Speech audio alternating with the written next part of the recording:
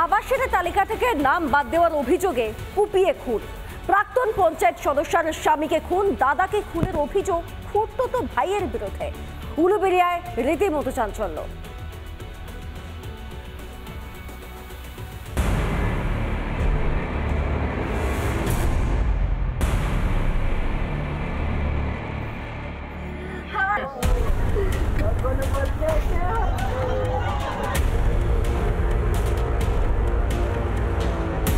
আবাসের তালিকা থেকে বাদ পড়েছিল বিকাশ পণ্ডিতের নাম বাদ যাওয়ায় বিকাশের দাদা বছর 54 সমীরণ পণ্ডিতকে কুপিয়ে খুনের অভিযোগ বিকাশ ও তার দলবলের বিরুদ্ধে।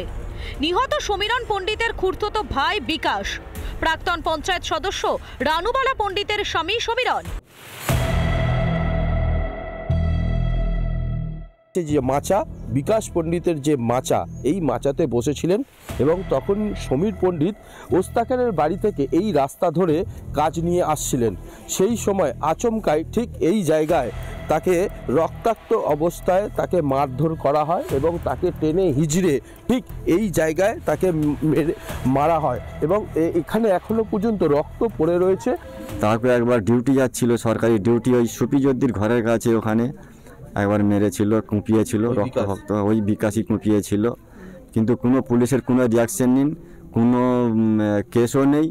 হ্যাঁ, মঞ্চ ওকে হয়তো বাহবা দিয়েছে।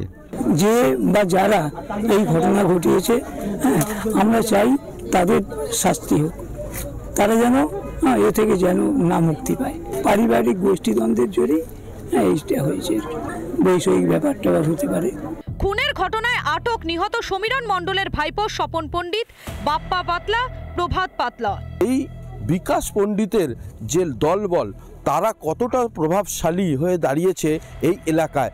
বিভিন্ন সময় তার বিরুদ্ধে একাধিক অভিযোগ থাকলেও থানা থেকে কোনো রকম তার বিরুদ্ধে অ্যাকশান নেওয়া হয় না, কারণ তিনি প্রভাবশালী বলেই তার পিছনে কারোর মদত থাকতে পারে, এরকমটাই জানা যাচ্ছে সূত্র মারফত। তবে এই ঘটনা আগামী দিনে আরও বড় মোড় নিতে পারে, এরকমটাই জানা যাচ্ছে। হাওড়ার উলুবেড়িয়া থেকে প্রসেনজিৎ অধিকারী রিপোর্ট, রিপাবলিক বাংলা। এদিকে মুর্শিদাবাদে সরকারি প্রকল্পের নামে তোলাবাজি, প্রকল্পের সুবিধা পাইয়ে দেওয়ার নামে এলাকাবাসীদের থেকে টাকা তোলার অভিযোগ। অভিযুক্ত প্রৌঢ়কে আটকে পুলিশের হাতে তুলে দেয় স্থানীয়রা। অভিযোগ, তরুণ ঘোষ গ্রামের একাধিক ব্যক্তির থেকে লক্ষ্মীর ভাণ্ডার সহ একাধিক প্রকল্পের সুবিধা পাইয়ে দেওয়ার নামে টাকা তোলে। খবর পেয়ে স্থানীয়রা পাকড়াও করে অভিযুক্ত অরুণকে।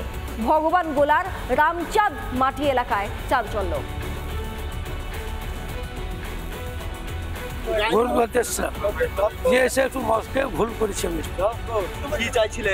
খাতা কলমে কি চাইছিলেন? আমি বলেছিলাম যে না, কি চাইছিলেন?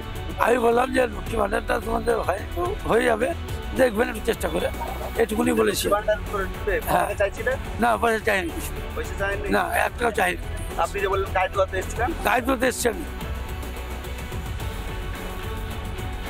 কি এক আজব মেলা, যে মেলায় ফুচকা, জিলিপি, পাঁপড় ভাজার পাশাপাশি রাখা থাকে জুয়ার বোর্ড।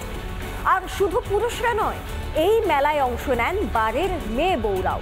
বাড়ির সব থেকে বয়স্ক আর সবচেয়ে ছোট সদস্য একই বোর্ডে বসে জুয়া খেলে।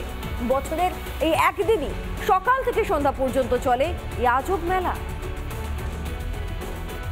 পুরাতন মালদা ব্লকের ঐতিহ্য আজকে এই মূলা ষষ্ঠীর দিনে এই যে ঘোষ ষষ্ঠীতলা মুকাদিপাড়া এলাকায় রীতিমতো আজকে এই মূলা ষষ্ঠীর দিনে যেমন পুজো হয় এবং এর পাশাপাশি জুয়ারি মেলার কিন্তু একটা প্রথা রয়েছে।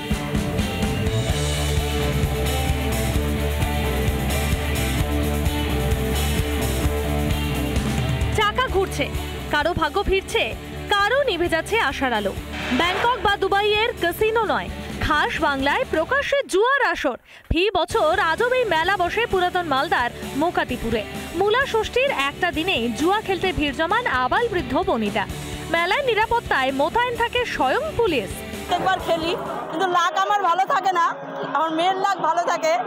এবার তাই জন্য দিলাম, এবারও হেরে গেলাম, হেরেই যাই। আজব মেলার অমোক টানে পার্শ্ববর্তী জেলা থেকেও ভিড় জমান বহু মানুষ। ফার্স্ট টাইম এখানে আমিও পার্টিসিপেট করলাম, খুব ভালো লাগলো। কোনো সবাই খেলিনি, আমাদের ওখানে কোনোদিনও হয় না এরকম। ফার্স্ট টাইম এখানে আসলাম, দেখলাম মেয়েরাও ওখানে খেলছে, তো ভালোই লাগলো। লেউরির মেলা বলে অবিখ্যাত এই মেলা। বিশেষ ধরনের মিষ্টান্ন লেউরি শুধু এই মেলাতেই পাওয়া যায়। এটাকে লেউরি মেলা বলা হয় যেহেতু এই মেলাতে লেউরি পাওয়া যায়। এই মেলার বিশেষত্ব হলো এটা যে এখানেই লেউরি পাওয়া যায়, অন্য কোথাও লেউরি পাওয়া যায় না। তুর্কি শাসনে মোকাতিপুর ছিল ঘন জঙ্গলে ভরা। লাগোয়া এলাকায় ছিল ষষ্ঠী দেবীর বেদি। এখানেই মহিলারা পুজো দিতেন, আর পাহারায় থাকা পুরুষরা বাঁধতেন জুয়া খেলায়। পরে সেই খেলায় অংশ নিতে শুরু করেন মহিলারাও। মালদা থেকে দীপঙ্কর গোস্বামীর রিপোর্ট, রিপাবলিক বাংলা। নানা ধরনের কন্টেন্ট দেখার জন্য লাইক করুন, শেয়ার করুন আমাদের ফেসবুক পেজ, সাবস্ক্রাইব করুন আমাদের ইউটিউব চ্যানেল। পাশাপাশি অন্যান্য ব্রেকিং নিউজের জন্য অবশ্যই চোখ রাখুন রিপাবলিক বাংলায়।